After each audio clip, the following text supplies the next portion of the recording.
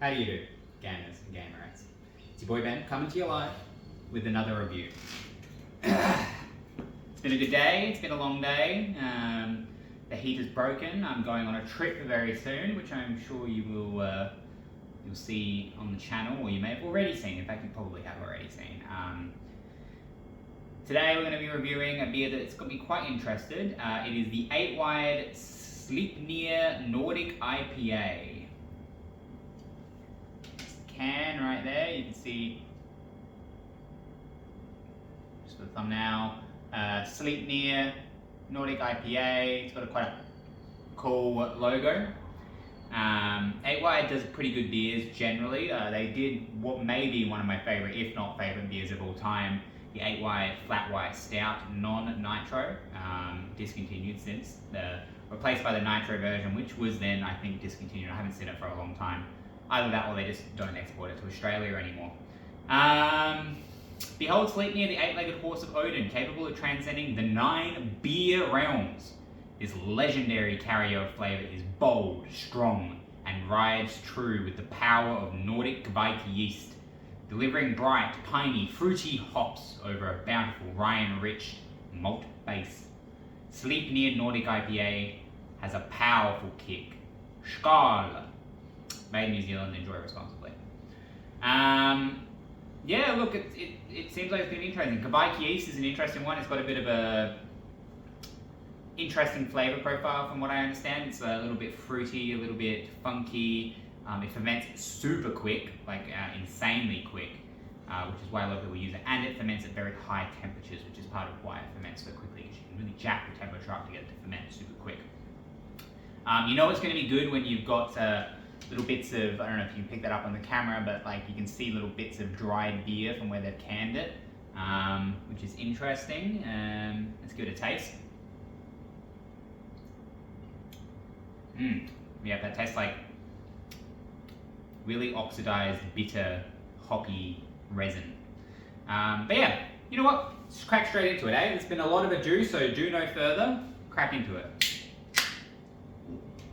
Okay, that was an interesting crack. A little bit fizzy out of the top there. Grab the glass, give it a pour. Of course, try not to fuck the head. Now, unfortunately, I have a vendetta against the Vikings. Unfortunately, they killed my friend. They took him in a raid. I mean, he's still alive, but like he hasn't been the same since. So effectively, he is dead, like spiritually. I don't know what they did to him when they took him. He said he said he got out. Well, we know he got out. But he said he got out through manners that he would rather not discuss, and hasn't really been able to talk since. So let's see if the Vikings can redeem themselves with a good beer from the 9 beer realms. Alright, let's give it a sip.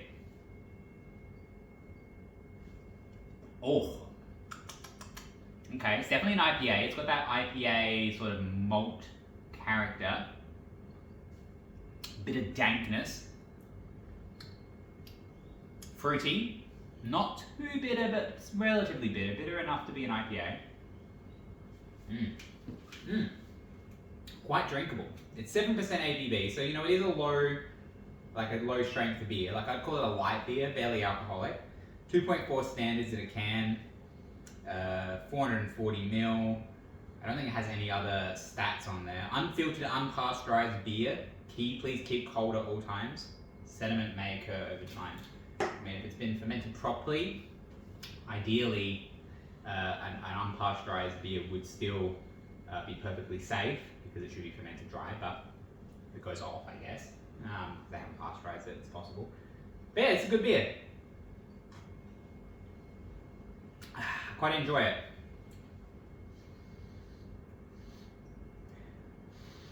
I don't get much of an aroma. Maybe because it's quite cold. Perhaps if it warmed up it would have more aroma. But the taste is fruity, tasty, good.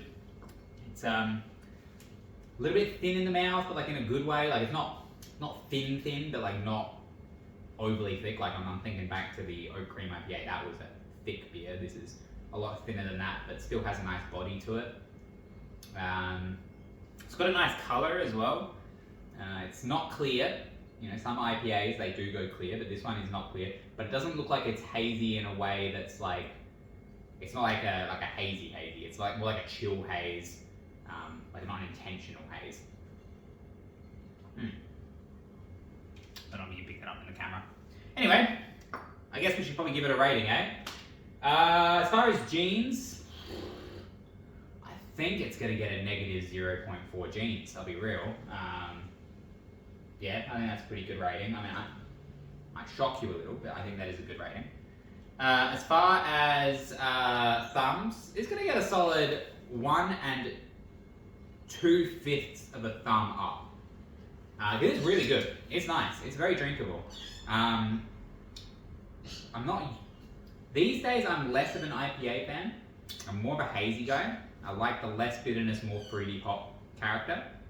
But this is still really good for an IPA, and just really good for a beer in general. It apparently won the champion of the New Zealand Brewing Company Beer Awards in 2023, so I can see why.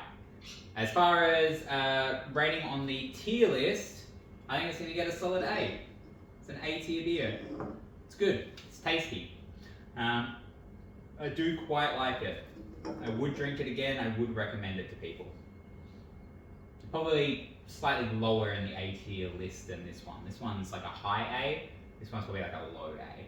So you know, if other beers come in, this one might get pushed down the tier list a little bit as other A's push it down. And who knows? I might rearrange these bad boys at some point. You never know.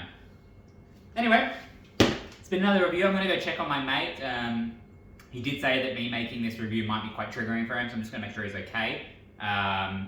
But yeah, until then, until next time, don't forget to go fuck yourself, and that's it. Bye.